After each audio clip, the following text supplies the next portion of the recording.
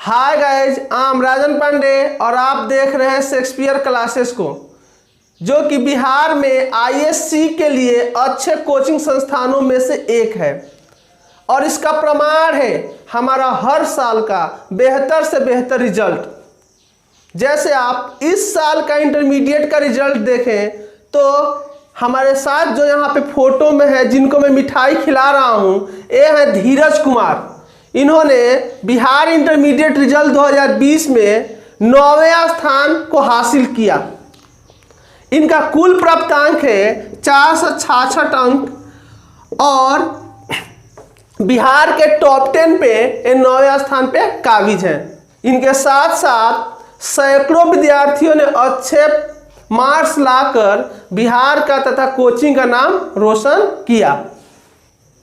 ये मेरे साथ जो फोटो में दिख रहे हैं, ये है मंटू कुमार और ये 2019 में 446 अंक लाकर हमारे कोचिंग और क्षेत्र का नाम रोशन किया और ये जिला टॉपर थे।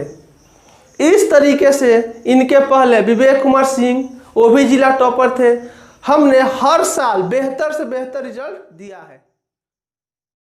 नमस्कार दोस्तों, आशा करता हूँ कि आप सभी अच्छे होंगे और जो भी मैं पाठ पढ़ा रहा हूँ आपको हिंदी के, वो सभी आपको समझ में अच्छे से आ रहे होंगे और काफ़ी अच्छे से आप नोट्स भी बना रहे होंगे।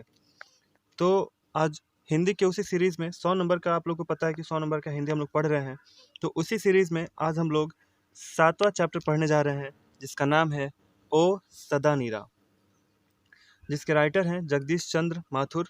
ये एक आईसीएस ऑफिसर थे। आईसीएस का मतलब आपको पता होगा, आईसीएस मतलब इंडियन सिविल सर्विसेज, जिसका नाम आज कर दिया गया है आईएएस।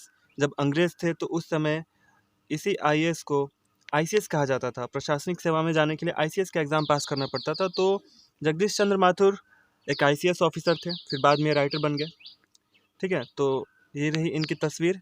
चलते हैं इनके परिचय की तरफ। देखिए, जन्म 16 जुलाई और 1917 को होती है और निधन 14 मई 1978 को हो जाती है। इनका जन्म स्थान है शाहजहांपुर, उत्तर प्रदेश में। और इनकी शिक्षा जो होती है, आपको पता है कि सभी का शिक्षा मैट्रिक, इंटर और ग्रेजुएशन सभी करते हैं।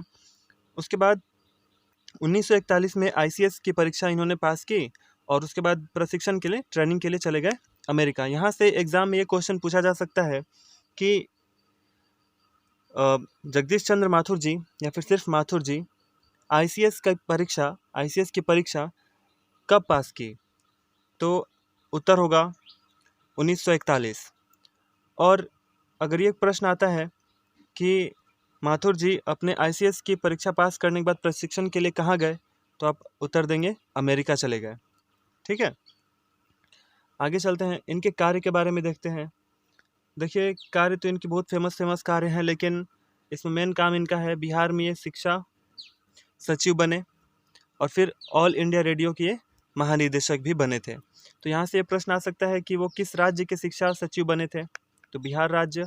और ऑल इंडिया रेडियो में वे कौन से पद पे थे, तो महानिदेशक के पद पे थे। ठीक है, फिर इनको सम्मान, यहाँ से तो प्रश्न आते ही आते हैं। इनको उपाधि दी गई थी, विद्या वारिधि की उपाधि दी गई थी। जैसे गांधी जी को महात्मा की उपाधि दी गई थी, है ना, वैसे ही इनको विद्या वारिधि की उपाधि दी गई थी। उसके बाद सम्मान इनको मिला कालिदास अवार्ड और बिहार राज्य भाषा पुरस्कार से इनको सम्मानित किया गया था। ठीक है, इनकी रचनाओं के बारे में देखते हैं। इनकी रचनाएं कौन कौन सी हैं? तो 1936 में इनका पहला एकांकी का मतलब होता है नाटक।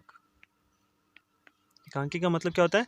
नाटक। तो 1936 में इनका पहला नाटक मेरी बांसुरी का मंचन हुआ, मतलब प्ले किया गया। और फिर सरस्वती एक पत्रिका थी, उसमें प्रकाशन भी हुआ इनके नाटक का। तो परीक्षा में यहाँ से यह प्रश्न आता है कि माथुर जी की पहली एकांकी कौन सी थी, तो मेरी बांसुरी थी। और ये प्रकाशित कब हुई थी? 1936 में प्रकाशित हुई थी। ठीक है, उसके बाद भोर का तारा, ये 5 एकांकियों का संग्रह है, मतलब 5 नाटकों का एक संग्रह है भोर का तारा। तो अगर यहाँ से प्रश्न आते हैं कि भोर का तारा कैसा संग्रह है, तो 5 एकांकियों का संग्रह है। एकांकी मतलब अभी मैंने क्या बताया आपको, नाटक, ठीक है।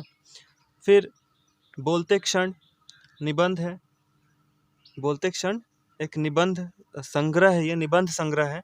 वहीं से ये जो पाठ है आपका ओ सदा नीरा, जो ये पाठ है आप जो पढ़ रहे हैं ओ सदा नीरा, ये इसी पुस्तक से ली गई है, बोलते क्षण से ली गई है। ये एक निबंध का संग्रह है, ठीक है। और फिर एक रेखा चित्र भी इन्होंने लिखा, जिन्होंने जीना जाना, ये एक रेखा चित्र है। तो ये मैंने इसलिए ऐसा लिखा, एग्जाम में आपसे पूछा जाएगा कि बोलते क्षण कैसी पुस्तक है, तो आप बताएंगे निबंध का संग्रह है। या फिर पूछा जाएगा कि उनके द्वारा लिखी गई रेखा चित्र का नाम बताइए, तो जिन्होंने जीना जाना, ऐसे प्रश्न पूछे जा सकते हैं। और मैंने आपको बता ही दिया कि प्रस्तुत निबंध जो है वो बोलते क्षण से ली गई है। बोलते क्षण उनकी एक निबंध का संग्रह है, ठीक है। तो आशा करता हूँ कि आपको ये परिचय समझ में आ गए होंगे। तो चलते हैं सारांश की तरफ। देखिए, ये जो निबंध है इसको मेनली लिखा गया है चंपारण प्लस गंडक नदी को आधार बनाकर, ठीक है, केंद्र मानकर ये लिखा गया है। तो देखते हैं इसमें क्या लिखा गया। प्रस्तुत निबंध ओ सदा नीरा प्रसिद्ध रचनाकार जगदीश चंद्र माथुर के द्वारा लिखा गया है, ठीक है। यह एक यात्रा संस्मरण भी है, ठीक है। तो अगर आपसे पूछा जाए कि ओ सदा नीरा एक निबंध के अलावा और क्या है, तो आप बताएंगे यात्रा संस्मरण है। यात्रा संस्मरण का मतलब होता है कि कोई कहीं पे यात्रा करने गया और वहाँ के यादों को वो अपने डायरी में लिख लिया या फिर कॉपी में लिख लिया, यादगार के लिए, संस्मरण के लिए, तो उसी को कहते हैं यात्रा संस्मरण। तो इसका मतलब यह है कि जगदीश चंद्र माथुर, आपको तो पता ही है कि बिहार के शिक्षा सचिव रह चुके हैं, जैसे मैंने बताया था। तो शिक्षा सचिव रहे, तो चंपारण में गए थे घूमने के लिए, तो वहाँ के गंडक नदी के बारे में और चंपारण के बारे में, वहाँ के ऐतिहासिक लोगों के बारे में इन्होंने कुछ लिखा है। तो यह निबंध गंडक नदी और चंपारण को केंद्र बनाकर लिखा गया है, ठीक है, जैसे कि मैंने आपको पहले बताया। फिर आगे है, प्रस्तुत निबंध में लेखक कहते हैं कि चंपारण का भूभाग जो बिहार के उत्तर पश्चिम कोण पर स्थित है। तो अब यहाँ से क्वेश्चन आ सकता है कि बिहार का जो चंपारण है वो बिहार के किस पार्ट में है, तो उत्तर पश्चिम कोण पर स्थित है, ठीक है। वह एक गौरवशाली गाथा का इतिहास है। इसका मतलब यह है कि चंपारण की एक अपनी ऐतिहासिक पृष्ठभूमि है। तो इतना समझ में आ गया, आई बात समझ में। तो मैंने यहाँ पे क्या बताया कि जो निबंध है ये एक यात्रा संस्मरण भी है, और इसके केंद्र में कौन कौन है, इसके केंद्र में है चंपारण और गंडक नदी। और ये चंपारण बिहार के किस हिस्से में आता है, उत्तर पश्चिम कोण पर ही आता है, ठीक है। आगे चलते हैं। फिर लेखक कहते हैं कि यहाँ घने जंगल और पानी से भरी नदियाँ हैं। देखो, नदी में तो पानी होती है, सूख भी तो जाती हैं, जैसे आज के समय में कई सारे नदियों में पानी कम हो गए हैं। तो उस समय की बात है जब इन्होंने ये निबंध को लिखा था, तो उस समय नदियों में पानी लबालब भरी होती थी, खासकर गंडक नदी में जहाँ चंपारण बसता है। तो कहते हैं कि यहाँ घने जंगल है और पानियों से लबालब भरी हुई नदियाँ हैं, लेकिन मानव ने इस जंगल को खूब काटा है। तो लेखक कहते हैं कि यहाँ पे घने जंगल भी हैं और पानी से भी भरी नदियाँ हैं। फिर कहते हैं कि मानव ने जंगलों को खूब काटा है, मानव ने जंगलों को खूब काटा है। अब मानव जंगल को क्यों काटते हैं, अपने आवश्यकता के लिए, खेती करने के लिए या फिर घर बनाने के लिए। तो जंगल साफ करके क्या बनाए गए, भवन निर्माण या फिर कृषि कार्य इन्होंने करना स्टार्ट कर दिया है, ठीक है। उसके बाद है कि चंपारण गौतम बुद्ध की कार्यस्थली है। कार्यस्थली का मतलब होता है जिन्होंने जहाँ पे गौतम बुद्ध ने अपने सारे उपदेश दिए, सारे तो नहीं लेकिन कुछ उपदेश जरूर दिए होंगे। तो गौतम बुद्ध की एक कार्यस्थली है और भगवान महावीर का ये जन्मस्थली भी रह चुकी है, ठीक है। वैसे तो जन्मस्थली महावीर का वैशाली है, ठीक है, लेकिन जब वैशाली था तो हो सकता है उस समय ये कहीं ना कहीं से कनेक्टेड हो चंपारण से, इसलिए लेखक ने इसको जन्मस्थली कहा है, ठीक है।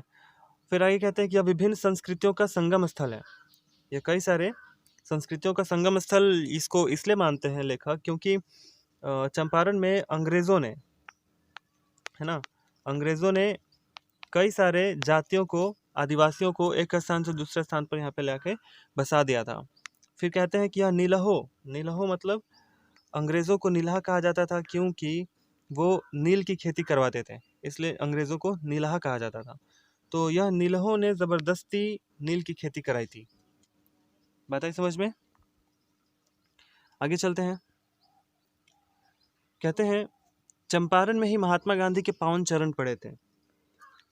चंपारण में ही महात्मा गांधी के पावन चरण पड़े थे, क्योंकि यहीं से उन्होंने अपनी आज़ादी की जो लड़ाई थी वो यहीं से प्रारंभ की थी महात्मा गांधी ने। फिर आगे कहते हैं कि चंपारण के बड़हरवा, मधुबन और भितिहरवा में गांधी जी ने आश्रम बनाए। तो अगर आपसे परीक्षा में पूछा जाए कि महात्मा गांधी ने कहाँ कहाँ आश्रम बनवाए, तो वो हो जाएगा बड़हरवा, मधुबन और भितिहरवा। ठीक है। फिर कहते हैं कि चंपारण के चप्पे चप्पे में तीर्थ स्थलों, स्मारकों, स्तूपों की भरमार है। फिर यहाँ अशोक के लौरिया नंदनगढ़ का सिंह स्तंभ पर शिलालेख भी स्थित है। तो अगर यहाँ से एग्जाम में आपसे पूछा जाए कि चंपारण में अशोक के कौन से स्तंभ है, कौन से सिंह स्तंभ है, तो आप बताएंगे लौरिया नंदनगढ़ का स्तंभ है। ठीक है। फिर आगे कहते हैं चंपारण की मुख्य नदी क्या है? गंडक है। चंपारण की मुख्य नदी गंडक है। यह हिमालय की तराई से निकलकर सोनपुर के हरिहर क्षेत्र तक जाती है। और फिर ऐसा कहा जाता है कि भैंसा लोटन एक जगह है, गंडक नदी के आसपास होगी भैंसा लोटन। कहा जाता है कि भैंसा लोटन के निकट ही गंडक नदी में ही गज और ग्राह का युद्ध हुआ था। अब नाउ द क्वेश्चन इज कि गज क्या है? गज मतलब हाथी, ग्राह मतलब मगरमच्छ। ठीक है। इनके बीच युद्ध हुई थी। कहाँ हुई थी? भैंसा लोटन में हुई थी। तो ये क्वेश्चन पूछा जा सकता है कि गज और ग्राह का युद्ध कहाँ हुआ था, तो भैंसा लोटन में हुआ था। ठीक है। फिर आगे कहते हैं कि अब जो भारतीय इंजीनियर हैं वो गंडक नदी योजना के तहत 120 मील लंबी पश्चिमी नहर तथा 55 मील लंबी पूर्वी नहर का निर्माण कर रहे हैं। मतलब जो मतलब इस नदी के एक पश्चिम में एक पूरब में नहर का निर्माण हो रहा है। तो पश्चिम का जो नहर है वो 120 मील लंबी है और पूरब का जो नहर है वो है 55 मील लंबी है। ठीक है। तो फिर आगे कहते हैं कि भैंसा लोटन में लगभग 4000 फीट लंबा बराज बन रहा है, बांध बन रहा होगा। ठीक है। तो 4000 फीट लंबा बांध, समझ सकते हो कितना लंबा है। फिर कहते हैं कि इसके ऊपर जो है ना वो रेल भी चल सकती है और सड़कें भी संभावित हैं। संभावित है मतलब ये बनाने का प्लान है कि भैंसा लोटन में ये 4000 फुट लंबा बराज बनेगा।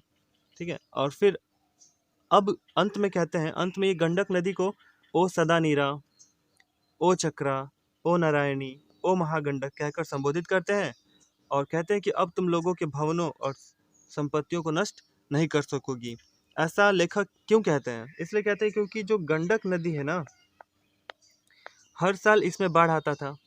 बाढ़ आने के बाद लोगों के भवनों, संपत्तियों, जान माल के बहुत हानि होती थी। लेकिन अब ये जो 4000 फीट लंबा बराज बन जाएगा तो गंडक नदी अब इसको पार नहीं कर पाएगी और गांव में नहीं जा पाएगी, जिससे गांव के लोग सुरक्षित रह सकेंगे।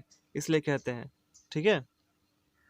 तो आशा करता हूँ कि आपको ये सारांश समझ में आ गया होगा। तो आप कमेंट में ज़रूर लिखें कि आपको ये समझ में आई या नहीं आई। ठीक है। आपकी राय भी बहुत इम्पोर्टेंस रखती है हमारे लिए, तो आप अपनी राय ज़रूर दिया करें। आप लेक्चर में थैंक यू तो ज़रूर लिखते हैं, हम आपका बहुत आभारी हैं कि आप थैंक यू लिखते हैं। अपनी राय भी व्यक्त ज़रूर करें कि आपको पढ़ाई कैसी लग रही है। ठीक है। चलते हैं प्रश्न की तरफ। प्रश्न मैंने वही लिखे हैं जो आपको परिचय में मैंने बताया है। क्वेश्चन ये है कि माथुर जी को कौन सी उपाधि मिली थी? यहाँ पे कौन सी होगी? तो माथुर जी को कौन सी उपाधि मिली थी? विद्या वारिधि की उपाधि मिली थी। ठीक है। तो आंसर नंबर ग। नेक्स्ट, थारुओं की अनुपम कला क्या है? थारू क्या है? थारू एक जाति है जो थार रेगिस्तान से संबंधित है। ठीक है। इसलिए इसको थारू कहा जाता है। तो थारुओं का मुख्य अनुपम कला क्या थी? वो थी गृह कला। मतलब ये गृह कला, गृह मतलब क्या होता है? गृह का मतलब होता है घर। तो ये घर पे बहुत ज़्यादा काम किया करते थे। ठीक है। मतलब घर पे बहुत सारे कलाएं करते थे, ये पेंटिंग्स बनाते थे, अच्छे से अच्छे पेंट किया करते थे। नेक्स्ट चलते हैं। माथुर जी कब ICS पास की थी? माथुर जी ने आईसीएस कब पास की थी? तो माथुर जी ने 1941 में अपनी आईसीएस की परीक्षा पास की थी। ओ सदा नीरा निबंध माथुर जी के किस रचना से ली गई है? परिचय मैंने बताया है, बोलते क्षण। आगे, माथुर जी की सबसे पहली एकांकी कौन सी थी? तो माथुर जी की सबसे पहली एकांकी मेरी बांसुरी थी, मेरी बांसुरी। चंपारण में गांधी जी के चमत्कार की कथा किसने लिखी थी? किसने लिखी थी? राजेंद्र प्रसाद ने। ठीक है, आगे चलते हैं। धांगड़ शब्द का अर्थ ओराव में क्या है? धांगड़, ओराव एक जाति है, ओराव एक भाषा भी है। तो क्या है धांगड़ शब्द का अर्थ? धांगड़ शब्द का अर्थ है भाड़े का मजदूर। ठीक है, आगे है, ये सारे कुछ क्वेश्चन है जो आपको पुस्तक से ढूंढ के लिखनी है या फिर कहीं से भी लिख लीजिए। ये सभी बहुत ही आवश्यक इंपॉर्टेंट प्रश्न है जो आपको लिखनी है। क्वेश्चन है कि चंपारण में शिक्षा व्यवस्था के लिए गांधी जी ने क्या किया? पुंडलिक जी कौन थे? ये एक शिक्षक थे, एक टीचर थे। इनको गांधी जी ने, पुंडलिक जी को गांधी जी ने भितिरहवा में रहकर पढ़ाने के लिए कहा था और लोगों के दिलों से डर हटाने के लिए कहा था। अंग्रेज नीलों ने किसानों पर क्या अत्याचार किया? सब लोग जानते हैं, नहीं जानते तो बुक पढ़िए। चौर और मन किसे कहते हैं? जिसे नहीं किसे कहते हैं? और वे कैसे बने और इनका क्या अंतर है? तो चौर जो होता है ना, वो नदी के आसपास जो हल्की फुल्की खाई होती है उसको चौर कहते हैं। और मन का मतलब होता है बहुत लंबा लंबा तालाब जो नदियाँ बना देती हैं, उसको कहते हैं। ये अंतर है, और भी अंतर आपको बुक में मिल जाएगा। और ये दो और प्रश्न है। थारुओं की कला का परिचय पाठ के आधार पर दीजिए, और फिर इतिहास की कीमियाई प्रक्रिया का क्या आशय है? अगर आपको ये प्रश्न लिखने में कोई भी कठिनाई होती है तो आप कमेंट में बताइए, हम आपके प्रॉब्लम का सॉल्यूशन ज़रूर करेंगे। ठीक है, तो आशा करता हूँ कि आपको सभी सेक्शंस जो भी मैंने आपको पढ़ाए यहाँ पे सभी समझ में आ गए होंगे। तो आज के लिए इतना काफ़ी है। धन्यवाद।